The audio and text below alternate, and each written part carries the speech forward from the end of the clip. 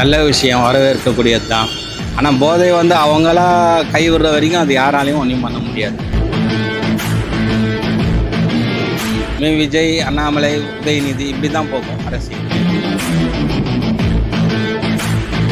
நல்ல மனுஷன், அரசியலுக்கு தகுந்த ஆள். வேற எதுவும் இந்த பொய் புகழாட்டம் அந்த மாதிரி பேச்செல்லாம் கிடையாது அவராண்ட. ஆனால் அரசியலுக்கு ஏற்ற மாதிரி கரெக்டாக நல்லதை பேசுறாரு, மக்களையும் அது நல்லா ஆதரவாக பேசுறாரு, எதோ தவறாக பேசுறது இல்லையே. எதிர்கட்சிக்கு தான் போட்டியாக இருக்கும். அவர் ஒன்றும் இதில் ஒன்றும் ஆர்ப்பாட்டம் எங்கேயோ ஒன்றும் பண்ணலையே. போலீஸ் முடிவெடுத்தால் கண்டிப்பாக அழிக்கலாம். போலீஸ் கையில் தான் இருக்குது, போலீஸ் மினிஸ்டர் கையில் தான் இருக்குது, போலீஸ் கையில் மட்டும்தான் இருக்குது. ஃபஸ்ட்டுலாம் அரசியல்னால் நம்மளுக்கு யூடியூப் கிடையாது, சேனல்ஸ் தெரியாது, நம்மளுக்கு வீடியோஸ் தரணும் தெரியாது. இப்போ எல்லாரு கையிலையும் ஃபோன் இருக்குது. ஒரு சின்ன விஷயம் நடந்தாலும் எல்லாருக்கும் வெளியே வந்துடுது. அப்போதுலேருந்து நம்ம அண்ணாமலையை பற்றி பேசிகிட்டு இருக்கோம், அவர் வீடியோஸ்ல பார்த்துட்டு இருக்கோம்.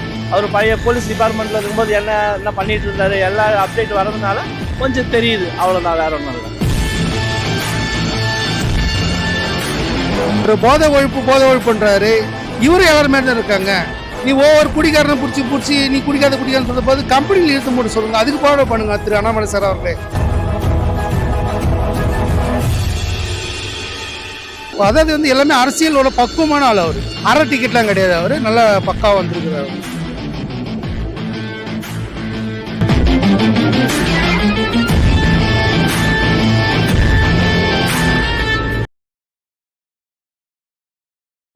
வணக்கம். ஆனால் இப்போ அண்ணாமலை அவர்கள் நேற்று ஒரு பொதுக்கூட்டம், போதை ஒழிப்புக்காக பொதுக்கூட்டம் நடத்திருக்காரு. இதை பற்றி நீங்கள் என்ன நினைக்கிறீங்க?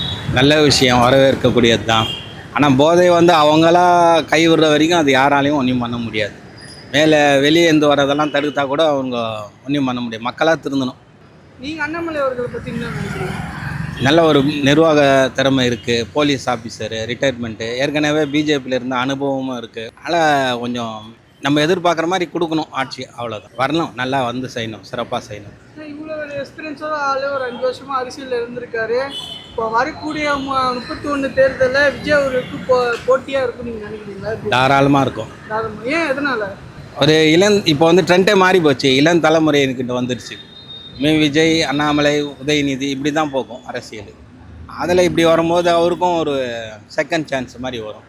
ஆனால் சில மக்கள் என்ன சொல்கிறாங்க, அப்படிலாம் ஒரு எதிர்கட்சிக்கு வேணால் போட்டியாக அப்படின்னு. அப்படிலாம் சொல்ல முடியாது.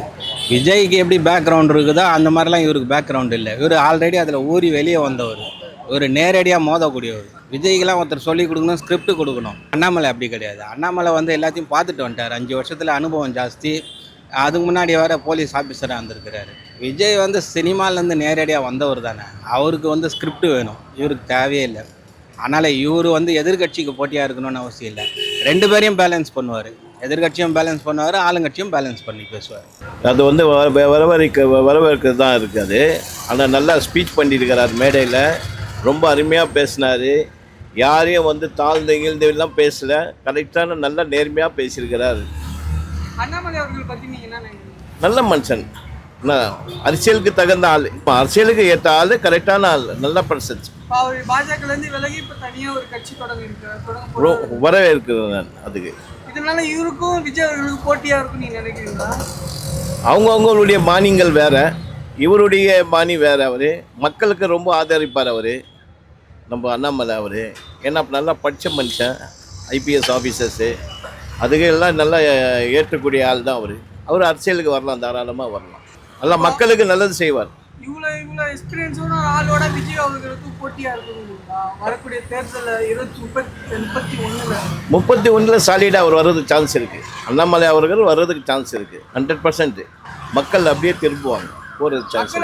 விஜய் அண்ணாமலை அவர்கள் சப்போர்ட் இருக்குன்னு நினைக்கிறீங்களா? தாராளமாக இருக்குது மக்கள். அவர் வந்து பேசுகிறதெல்லாம் நேர்மையாக தான் கரெக்டாக பேசுகிறார். அவர் வேறு எதுவும் இந்த பொய் புகழாட்டம் அந்த மாதிரி பேச்செல்லாம் கிடையாது அவராண்ட. ஆனால் அரசியலுக்கு ஏற்ற மாதிரி கரெக்டாக நல்லதை பேசுகிறார், மக்களையும் அது நல்லா ஆதரவாக பேசுகிறாரு, எதோ தவறாக பேசுகிறது இல்லையே. தவறு செய்தது தட்டி கேட்குறாரு, எல்லாமே கரெக்டாக பேசுகிறாரு. அவர் எதுவும் தவறான ஆள் கிடையாது, நல்ல மனுஷன், நல்ல பர்சன்ஸ். ஒழிச்சிட்டா நல்லது தான், எல்லாருக்குமே, கவர்மெண்ட்டுக்கும் நல்லது, அந்த பேரில் இருக்கவங்களுக்கும் நல்லது தான். ஆமாம், ஏற்கனவே கலைஞர் பேர்லேயே எடுத்தார், திருப்பி அதை அப்படியே கண்டினியூ பண்ணாங்க. அதை திருப்பி இவரே ஸ்டாலினே கட் பண்ணியிருப்பார். இன்னும் கொஞ்ச நாள் போகணுமேன்னு பார்த்தாரு, அதுதான், வேறு ஒன்றும் இல்லை. எடுத்தால் நல்லது. இப்போ அவர் பேராவது கொஞ்சம் விளங்கும். இப்போ அண்ணாமலை உருப்படியா அவர்கள் தனியா ஒரு கட்சி ஒன்று தொடங்கியிருக்காரு. அண்ணாமலை அவர்களை பத்தி நீங்க என்ன நினைக்கிறீங்க? நம்மளை கொஞ்சம் நல்லா படிச்சுக்கிறாரு, செய்வார், செஞ்சுருக்கணும். அவங்க கூடவே பிஜேபி கூடவே அவங்க ஒன்றும் செட் ஆகலை இவருக்கு, அதனால் ஒதுக்கிறார் இவர். இப்போ தனியா ஒரு வீதஸ்டன் சொல்லி ஒன்று இது வச்சிருக்காரு. இதை பத்தி அவர் என்ன இப்போ அவர் தனியா ஒரு கட்சி ஒரு தொடங்க ஆமா. போறேன்னு இருக்காரு. ஆமா, இதை ஆமா. பத்தி நீங்க என்ன நினைக்கிறீங்க? நாங்கள் என்ன நல்லபடியாக நடத்தின்னு போனால் நல்லது தான். கவர்மெண்ட்டுக்கும் நல்லது, உனக்கும் நல்லது தான், அவருக்கும் நல்லது தான். அது இப்போ விஜய் அவர்களுக்கு அவருக்கும் போட்டியா இருக்கும்னு நினைக்கிறீங்களா? போட்டின்றது இவங்க எல்லாருக்குமே ஒருத்தருக்கு இருந்தாங்க, போட்டா போட்டியில் தான் வாழ்ந்துன்னு இருக்கிறது எல்லாருமே. இப்போ அவருக்கும் கொஞ்சம் போட்டா போட்டியாக தான் இருக்கும். மற்றபடி இவர் பெரிய விஜயே இருக்கிறாரு, அப்புறம் இவர் சின்ன விஜய் செய்கிறவர் செய்யிட்டோன்னு தான் அவங்கள விட்டு குத்துக்கிறாங்க. ஸ்டாலினும் அதனால தான் விட்டு குத்துக்கிறாரு, சரி செய்யிட்டோம் அப்படின்னு. அதுதான் விஷயம். அவர் பெரிய விஜய், இவர் சின்ன விஜய். அவரை பார்த்து இவர் வளர்ந்தார். இவர் ஏற்கனவே வளர்ந்துன்னு வந்தவர். இவர் வளர்த்து விட்டதுனால இவர் நான் செய்கிறோம் அப்படின்னா பார்த்தா தான் தெரியும் கஷ்டம். ஏன்னா அண்ணாமலை அவர்கள் இதுக்கு முன்னாடி அரசியல் இருந்திருக்க எக்ஸ்பீரியன்ஸ் ஆன ஒரு ஆளா இருக்காரு. ஆமாம், இவர் வந்தா விஜய் அவர்களுக்கு ஒரு போட்டியா இருக்குமா அப்படின்னு சொல்லி அப்படிலாம் ஒன்றும் போட்டியெல்லாம் இருக்காது. இவங்களுக்கு தான் போட்டியாக இருக்கும், எதிர்கட்சிக்கு தான் போட்டியாக இருக்கும். அவர் ஒன்றும் இதில் ஒன்றும் ஆர்ப்பாட்டம் எங்கேயோ ஒன்றும் பண்ணலையே. எல்லாருமே ட்ரக்ஸ் அழிக்கணும் தான் நினைக்கிறாங்க, அது அழிக்க முடியல. இவர் கூட தளபதி கூட ட்ரக்ஸ் அழிக்கணும் தான் நினைக்கிறாரு. இப்போ வந்தது யூடியூப்பு டிவிலேருந்து இன்னும் அதிகமாக தான் இருக்குது. நிறைய பசங்க பண்ணுறாங்க, நிறைய அது அழிக்கணும் முடிவு எடுத்தால் கண்டிப்பாக போலீஸ் கையில் தான் இருக்குது. போலீஸ் முடிவு எடுத்தால் கண்டிப்பாக அழிக்கலாம். போலீஸ் கையில் தான் இருக்குது. போலீஸ் மினிஸ்டர் கையில் தான் இருக்குது. போலீஸ் கையில் மட்டும்தான் இருக்குது. இப்போ அண்ணாமலை அவர்கள் பாஜக வெளியில தனியா வந்துட்டாரு இல்லையா? அதை பத்தி நீங்க என்ன நினைக்கிறீங்க? அது நல்ல விஷயம்தான். அவருக்கு எப்படி சொல்கிறது, அரசியல் மூலையாக இருக்குது. அவர் ஒரு கவர்மெண்ட்டில் இருந்ததுனால கவர்மெண்ட் என்னன்னு தெரியும், ஒரு போலீஸ் டிபார்ட்மெண்ட்னா என்னன்னு தெரியும், அரசியல்லையும் இருந்திருக்காது, அரசியலை பற்றியும் என்னன்னு தெரியும், எல்லா விஷயமும் தெரியுன்றதுனால அவர் ஓரளவுக்கு நல்லது பண்ணுவாருன்னு நான் நினைக்கிறேன். என்னுடைய அபிப்பிராயம், அவர் நல்லது பண்ணுவார். ஆனால் அரசியலை பற்றி தெரியும், அவருக்கு தெரியுன்றதுனால அவர் நல்லது பண்ணுவாருன்னு நினைக்கிறேன். போட்டின்றது கண்டிப்பாக இருக்கும், போட்டி இல்லாமலாம் இருக்காது, கண்டிப்பாக போட்டின்றது இருக்கும். ஏன்னா இப்போ அவர் விஜய் ஒரு சிஎம், விஜய் எதுவுமே தெரியாத ஒரு மனுஷன் சிஎம்மாக உட்காந்து ஆளும்போது எல்லா விஷயமும் தெரிஞ்ச ஒரு மனுஷன் ஏன் சிஎம் ஆளக்கூடாது? அவர் விஜயோட அதிக அனுபவம் சாய்ந்தவர். கண்டிப்பாக போட்டி கண்டிப்பாக இருக்கும். ஃபஸ்ட்டுலாம் அரசியல்னால் நம்மளுக்கு யூடியூப் கிடையாது, சேனல்ஸ் தெரியாது, நம்மளுக்கு வீடியோஸ் அந்த மாதிரி தெரியாது. இப்போ எல்லாரு கையிலையும் ஃபோன் இருக்குது. ஒரு சின்ன விஷயம் நடந்தாலும் எல்லாருக்கும் வெளியே வந்துடுது. அப்போதுலேருந்து நம்ம அண்ணாமலையை பற்றி பேசிகிட்டு இருக்கோம், அவர் வீடியோஸ் பார்த்துட்டு இருக்கோம்.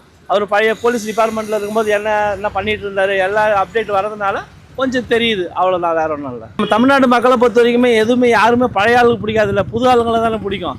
அந்த மாதிரி இவருக்கும் இப்போ விஜய்க்கு ஏடிஎம்கே டிஎம்கேலேருந்து ஒரு மாற்றம் வந்துச்சு. ஏன் இவர்கிட்டேருந்து அவருக்கு ஒரு மாற்றம் போகக்கூடாது? கண்டிப்பாக மாற்றம் எதிர்பார்த்துன்னே தான் இருப்பாங்க, கண்டிப்பாக நடக்கும். ஏன் விஜய் கட்சியிலே இருக்கிறவங்களே நிறைய பேர் ரொம்ப ஆர்வமாக தான் ஓட்டு போட்டு உள்ளே உட்காந்து இப்போ இந்த கட்சி நல்லா தான் இருக்குது. ஒரு ரிஜிஸ்டர் ஆஃபீஸ்லேருந்து லஞ்சம் ஒழிப்புலேருந்து எல்லாமே கொஞ்சம் கெடுக்குப்படியாக தான் இருக்குது. ஓட்டு போட்டவங்களும் அதை வேலை பார்க்குறாங்கல்ல. இப்போ அவங்களாலே சம்பாதிக்க முடியலல்ல. அவங்க வீட்டில் ஒரு 10 பேர் 5 பேர் ஓட்டு போட்டிருப்பாங்க, அவங்களாலே சம்பாதிக்க முடியல. இப்போ அவங்களுக்கு இந்த கட்சி பிடிக்காம தானே போகும். ஓவரால் பார்க்கும்போது நல்லவர் விஜய் நல்லவருன்னுவாங்க. எல்லாம் இப்போ மக்கள்ன்றது என்னது, ஒரு கவர்மெண்ட்டில் ஒர்க் பண்ணுறாங்க, எல்லா ஆஃபீஸ்லேயும் சரி, பிடிசிலேருந்து ரிஜிஸ்டர் ஆஃபீஸ்லேருந்து எல்லாத்தையும் லஞ்சம் எங்கெங்கெல்லாம் நடக்குதோ கவர்மெண்ட் எல்லாத்துக்கும் மக்கள் வேலை பார்க்குறாங்கல்ல. இப்போ அவங்க அந்த இடத்துல லஞ்சம் வாங்க முடியல அப்படின்னும் போது பாதிக்கப்படுறாங்கல்ல. அவங்க திரும்ப அவருக்கே எப்படி ஓட்டு போடுவாங்கன்னு யோசிக்க முடியும். ஒரு 20% ஓட்டாவது கம்பல்சரி மாறும்ல. மற்றபடி பொதுமக்கள் தனியாக இருக்கிறாங்க, அவங்களோட அபிப்பிராயம் இருக்குல்ல, கண்டிப்பாக மாறும். அண்ணாமலை ஒரு நல்ல கிரேட் மனுஷங்க, ஒரு நல்ல தலைமைக்கு ஏற்ற ஆள். ஒரு லண்டன்லாம் போயிட்டு நல்லா கற்றுட்டு நல்ல ஒரு அரசியல் பண்புள்ளவர், நல்ல மனுஷன். ஒரு போதை ஒழிப்புன்றாரு. இவரும் எல்லாருமே தான் இருக்காங்க. நீ ஒவ்வொரு குடிக்காரனை பிடிச்சி நீ குடிக்காதுன்னு சொல்லும் போது கம்பெனியில் இழுத்து போட்டு சொல்லுங்கள், அதுக்கு பாடம் பண்ணுங்க திரு அண்ணாமலை சார் அவர்களே. பட் நம்ம சிஎம் சார் கூட சொல்கிறேன், நான் விஜய் சார் கூட போதை ஒழிக்கணுன்றீங்களே, இருக்கிற கம்பெனியில் எல்லாத்தையும் இழுத்து போடுங்க, தானே ஒயின் ஷாப் முடிஞ்சிட போகுது. அதை விட்டு அரசு மது உயிரை கெடுக்கும், அது எதுக்கெல்லாம் போடுறீங்க? போய் கம்பெனி முன்னே முடிஞ்சு போச்சு. டைமிங்காக மாற்றுறீங்க, பாரையாக எடுக்கிறீங்க. போய் தயார் பண்ணுற கம்பெனிகளை மூடுங்க ஃபஸ்ட்டு.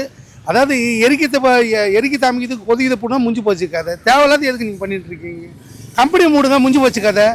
அதுக்காக போய் ஒவ்வொருத்தரும் நீங்கள் சொல்லுவீங்களா குடிக்காதீங்களா?